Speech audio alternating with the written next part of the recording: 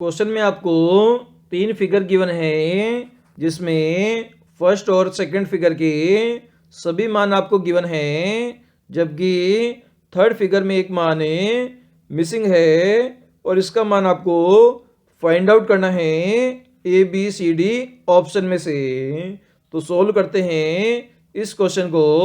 तो सबसे पहला फिगर हम देखते हैं जिसमें हमें संख्या 3 लिख के आना है, 93, 27 और 63 का उपयोग करके। तो सबसे पहले हम देखते हैं, अगर 93 में से हमें 63 को घटा दें तो आपकी संख्या कितनी बचेगी? तो आपकी संख्या 30 बचेगी। अगर 30 में से भी 27 को घटा दिया जाए तो आपकी संख्या कितनी बनेगी? 3 बनेगी। तो यहाँ पर हमने क्या किया, 93 में से हमने 63 और 27 को घटाया है तो आपकी संख्या 3 बन गई। इसी प्रकार से सिमिलर आगे आपको 79 में से 38 और 37 को घटाना पड़ेगा तो संख्या आपकी कितनी बच जाएगी? 4 बच जाएगी, क्योंकि 38 प्लस 37 कितना होता है? तो इसका मान 75 होता है। तो 79 में से आप 75 घटाओगे तो आपकी संख्या 4 बचेगी। सिमिलर कंडीशन हम आगे लगाते हैं जिसमें आपको 67 में से कितना घटाना है? 16 माइनस 42 घटाना है। तो 67 में से कुल कितना घटाना है? तो 6 और 2 हमारा 8 हो जाएगा, 4 और 1 हमारा 5 हो जाएगा, मतलब आपको 58 घटाना है। तो 67 में से 58 घटाओगे तो आपकी संख्या 9 बचेगी, जो कि हमें ऑप्शन नंबर डी में गिवन है। तो इस क्वेश्चन का डी आंसर हो जाएगा। नंबर सीरीज का आपके पास में क्वेश्चन है 3840 से 384, 48, क्वेश्चन मार्क 2 और 1। तो इसमें क्वेश्चन मार्क का मान फाइंड आउट करना है। इसके लिए आपको 4 ऑप्शन दिए गए हैं। तो सबसे पहले हम देखते हैं 3840 से आपको 384 पर पहुंचना है। तो इसमें 3840 में 10 का भाग दे दिया जाए तो हम 384 पर पहुंच जाएंगे। इसी प्रकार से 384 से 48 पर अगर आपको पहुंचना है तो 384 में 8 का भाग देंगे तो हमारा भाग जाएगा 8 चौके 32 बार जाएगा, और उसके बाद में 8 20 64, तो 8 बार जाएगा, मतलब हमें 48 पर पहुंच जाएंगे। तो सबसे पहले हमने 10 से भाग दिया, उसके बाद में 8 से भाग दिया, तो आगे हमें 6 से भाग देना पड़ेगा, तभी हमारी संख्या कंटिन्यू होगी। क्योंकि 10 में से 2 घटाया तो 8 में से भी 2 घटाना पड़ेगा, तो 6 का भाग देंगे 48 में, तो 6 का जैसे ही भाग देंगे तो 8 चिंग 48, मतलब 8 बार भाग जाएगा, मतलब क्वेश्चन मार्क का मान आ गया 8 आ गया। अब हमें 8 से 2 पर जाना है, तो 6 से 2 कम करेंगे, मतलब 4 का भाग देंगे, तो 8 में 4 का भाग देंगे तो हम 2 पर पहुंच जाएंगे। आगे हमें 2 का भाग देना पड़ेगा तो हम 1 पर पहुंच जाएंगे। तो इस प्रकार से क्वेश्चन मार्क का हमारा आंसर 8 आ गया है, जो कि हमें ऑप्शन नंबर सी में गिवन है। तो सी हमारा इस क्वेश्चन का आंसर हो जाएगा।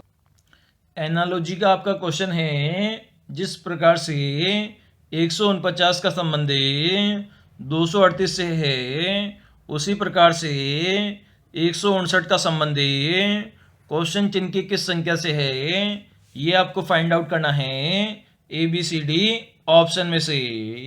तो इसे सोल्व करने की कोशिश करते हैं। तो सबसे पहले हमें 149 और 238 का डिफरेंस निकालते हैं। तो 238 माइनस 149 करते हैं तो 18 में से 9 गए, 9 बचे, इधर हमारा 12 बचा, 12 में से 4 गए तो आपके 8 बचे, और 1 में से 1 गया तो 0 बचा, मतलब इन दोनों का अंतर कितना है? 89 अंतर है। तो अब हम आगे कंडीशन लगाते हैं, अगर 149 में हमें 89 जोड़ दें तो आपकी संख्या कितनी बन जाएगी? 9 दूनी 18, हासिल 1, 8 और 4 12 और 1 13, हासिल 1, 238 आपकी संख्या बन जाएगी, जो कि आपको आगे गिवन है। मतलब हमने क्या किया, 149 में आपने 89 जोड़ दिया है। सिमिलर कंडीशन हम आगे लगाएंगे। 159 में हमें कितना जोड़ेंगे? इसमें भी हमें 89 जोड़ देंगे। तो 9 दूनी 18, हासिल 1, 8 और 5 13, 13 और 1 14, हासिल 1, 1 और 1 2, तो आपकी संख्या आ जाएगी 248 आ जाएगी, जो कि आपको ऑप्शन नंबर बी में गिवन है। तो बी इस क्वेश्चन का आंसर हो जाएगा। क्वेश्चन है आपका जिसमें आपको बेमेल विकल्प का चयन करना है। इसके लिए आपको 4 option A B C D given है। तो यहाँ पर आप देख पा रहे हैं 343, 125 और 729 से, इनको देखने से आपको याद आ रहा होगा जो 343 है वो 7 का क्यूब होता है, 125 हमारा 5 का क्यूब होता है और 729 हमारा 9 का क्यूब होता है, जबकि 900 किसी भी संख्या का क्यूब नहीं होता है। तो डी ऑप्शन हमारा बेमेल ऑप्शन हो जाएगा, मतलब ऑड नंबर हो जाएगा। तो डी यहाँ पर हमारा आंसर हो जाएगा। क्वेश्चन में आपको एक डायग्राम गिवन है, इसमें आपको त्रिभुजों की संख्या बतानी है कि इसमें कितने त्रिभुज बने हुए हैं, ये सभी आपको काउंट करना है और 4 ऑप्शन में से आपको आंसर देना है।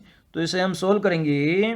तो सबसे पहले हम देखेंगे शीर्ष से कितनी रेखाएं खींची गई है, जो कि आधार को कितने भागों में बांटती है। तो ये भाग नंबर फर्स्ट हो जाएगा, ये सेकंड हो जाएगा, ये थर्ड हो जाएगा, ये फोर्थ हो जाएगा, ये फिफ्थ हो जाएगा और ये सिक्स्थ हो जाएगा। अब इन सभी को अगर आपस में आप जोड़ लेते हो तो नीचे वाली जो आधार रेखा है उससे बने त्रिभुजों की संख्या आपको प्राप्त हो जाएगी। तो 1 और 2 3 हो जाएगा, 3 + 3 6 हो जाएगा, 6 + 4 10 हो जाएगा, 10 + 5 आपका 15 हो जाएगा, 15 और 6 आपका 21 हो जाएगा। मतलब नीचे वाली आधार रेखा से आपकी 21 त्रिभुज बनते हैं। तो ऐसी कितनी आधार रेखाएं हैं ये हम काउंट करेंगे। तो 1 2 3 4, मतलब आपकी 4 आधार रेखाएं हैं। तो 21 को हमने 4 से गुणा करेंगे तो 21 चौके आपका 84 होता है। मतलब त्रिभुजों की संख्या कितनी है इसमें? 84 है, जो कि हमें ऑप्शन नंबर बी में गिवन है। बी इस क्वेश्चन का आंसर हो जाएगा।